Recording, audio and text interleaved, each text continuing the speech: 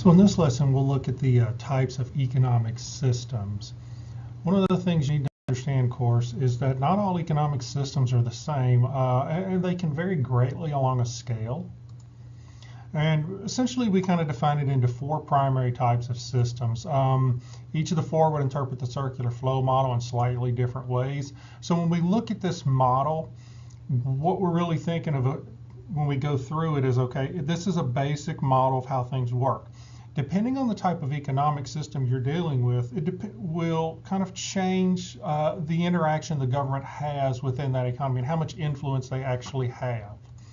So the first type is a market economy. Then we have a planned economy, a traditional economy, and then we have a mixed economy, which of course is a mixture of the other three. And so we'll examine each one of these and see how they operate. The first one is the market economy. So buyers and sellers meet in markets to determine the price and quantity of goods and services bought and sold. One of the basic economic principles has to do with markets and buyers and sellers meeting in these markets to determine the price and quantity of goods. And it's price which determines the actions of the buyers and sellers. If you'll remember, one of the things we've talked about with price being the invisible hand, the book Wealth of Nations, written by Adam Smith, kind of defined this market economy. And there are different levels of markets based on government involvement. In a true market economy, in its purest form, government doesn't intervene at all. Essentially, the government would not exist with a market economy to do anything. And so in the market economy, it's 100% pure efficiency because price determines everything and every action in between. So the government has zero involvement. All production is done by private firms. There is no public goods here in this system. They're all private. One of the things we talked about earlier was private versus public goods. In a true market economy, there is no such thing as a public good. They're all private. Price determines the decisions of all consumers and producers, and that is really the only determining factor. And sometimes they fail. One of the things we talked about is sometimes markets fail, and that's why governments intervene. But in a market economy, sometimes the market would just be allowed to fail.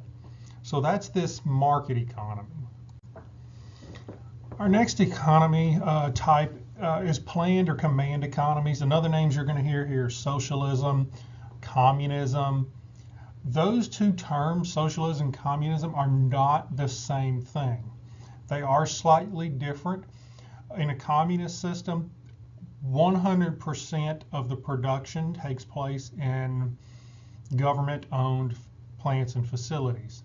In a socialist economy, there is private production, but the government owns the factors of production. And basically, in that sense, private firms would buy the factors of production from the government in order to produce. So socialism and communism are slightly different. If you were looking at it on a scale, you would go market economy is on one side, a communist economy is completely on the other side, and right next to that communist economy would be the socialist economy. So it's on the opposite end of the spectrum from the market economy. Government allocates resources through what we call central planning. Of course, what that means is they are going to make the determining factors. In other words, in a market economy, price determines the actions of buyers and sellers, but in a command economy, central planning by the government determines those actions. So there is no invisible hand. There is no price allocation here. Government determines the market actions taking place. So what does this mean exactly? One of the single biggest factors this means, of course, is if market economies are purely efficient, command economies are purely equitable. They are very inefficient, but they are very equitable. So the goal is complete equity. So you got to remember that trade-off between equity and efficiency. What the government is essentially trying to do is to ensure that every single person is allocated and has a chance to access the same resources. So price isn't an object here. But another major factor within these command economies, of course, is the fact that if you look at how the government is allocating resources, one of the things we see is that the government doesn't always know how to allocate resources. In many instances, there are surpluses, or perhaps there are shortages that are taking place within the economy because the government's central planning fails. It's inadequate. Often you'll see in communist economies, you would see bread lines, soup lines, things of this nature, where basically the government has allocated X amount of food, but the problem is the population is demanding far above that allocation. The other instance we see, of course, is the fact that we're going to have corruption. Often in command economies, we see that the leaders of the economy, even though equity is supposed to be practiced, they actually are taking control of a large amount of the resources for themselves and then allocating the rest for the population. So the populations end up in shortages again. In other instances, you'll have massive surpluses of goods which can't be used because the population simply doesn't want them. So command economies attempt equality by sacrificing efficiency. And what we have seen, of course, historically over time is they fail. I mean, the Soviet Union, they had a command economy, it failed. The Chinese had one, and they slowly have transitioned into more of a capitalist economy like the Americans in order to be successful. Cuba has slowly begun doing the same thing. North Korea is a communist economy, and it's one of the poorest countries in the world. Okay, this type of economy is a traditional economy. And of course, when we kind of use this term traditional, what we're talking about is an economy which has not advanced based on what we see with technology and what's available. The economy is shaped by custom or by religion. So instead of price, or instead of the government making decisions, it's about what's happened, what's been happening over time. Customs and religions dominate, and so traditional economies have changed very little from when they were first developed.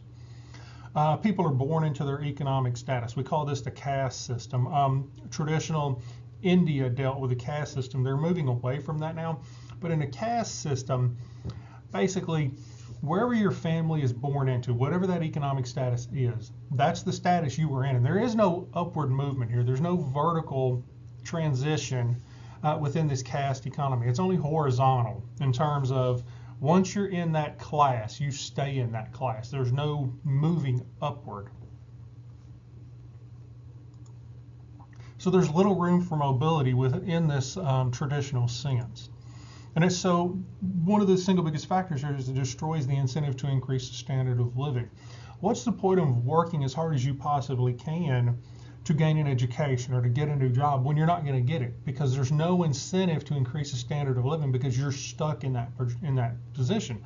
So when we talk about traditional economies, we're talking about economies which have a very low standard of living overall. Now, you may have some people within that system who live very well, but the overall number of people live in a very low standard of living because they have zero incentives to increase their productivity. Now, the abundance of natural resources may not even improve the standard of living. So you could live in a traditional economy. You could have access to a massive amount of natural resources and still be poor because there's no incentive to develop the natural resources and to develop that productivity. Okay, our last type of economic system here is a mixed economy. This is pretty simple. It's a mixture of the three that we just looked at. Most economies are mixed economic systems. Over time, it doesn't really matter. Traditional economies will tend to kind of figure things out and move towards the center of the mixed economy, somewhere along that line. At the same time, communist economies, once they begin to crack, a lot of times they will begin to move back towards the middle, towards this mixed economy. Market economies will move towards this mixed economy as well, because as markets fail, people start to begin begging the government to intervene within the economy and to stabilize things. So most economies end up being mixed. And essentially they're market economies with different degrees of government involvement.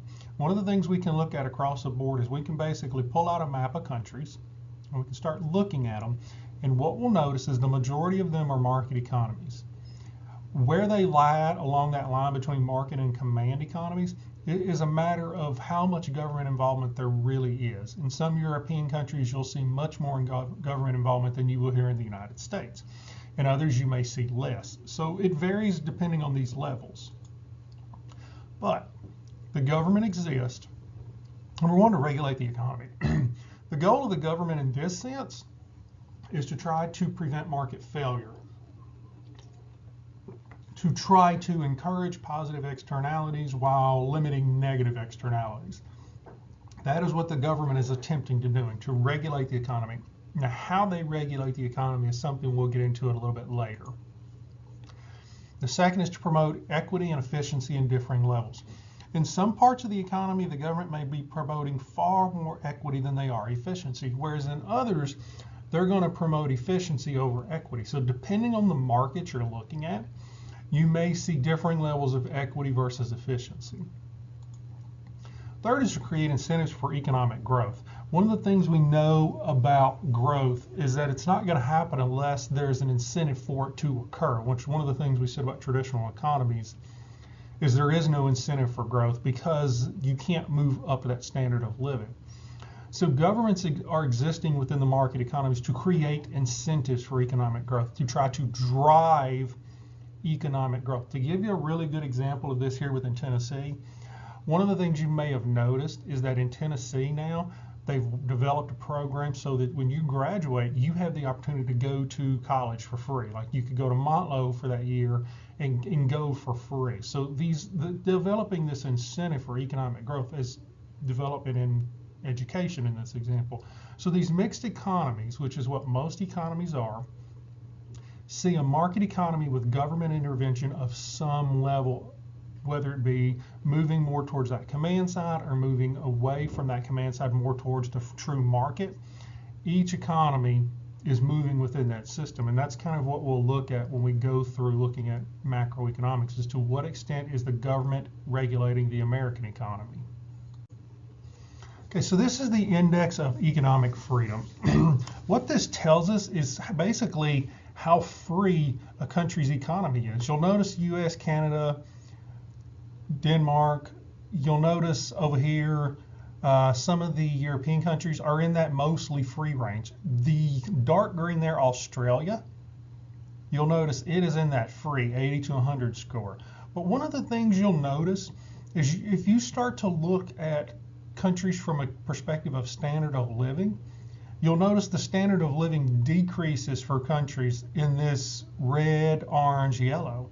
So these are areas in which you see far less economic freedom and a far lower standard of living. Now I realize China is in there, and we know China is one of the world's fastest growing economies. However, one of the things you got to understand is economic growth in China is limited to a very small percentage of the population. The overwhelming majority of the Chinese population still live in a very low standard of living sense. It's just people in certain areas that are seeing this massive growth. The same thing in India. You see India with an increasing economy, but you still have a far larger number of people, because we got to think there's 1 billion people in India. And the great majority of those, of course, are living in very squalid, poor conditions. So when you look at this map, really what you're looking at is you're looking at the different parts of the world in which economic freedom, in which increases in standard of living have been successful, and then areas in which they have not been. So when you're looking, of course, at South America and at Africa, you see large portions that are repressed, whose economies and economic freedom is extremely low. And one of the things, of course, we'll do in that macroeconomics is we'll start to begin to look at why is this and what's happening within these economies.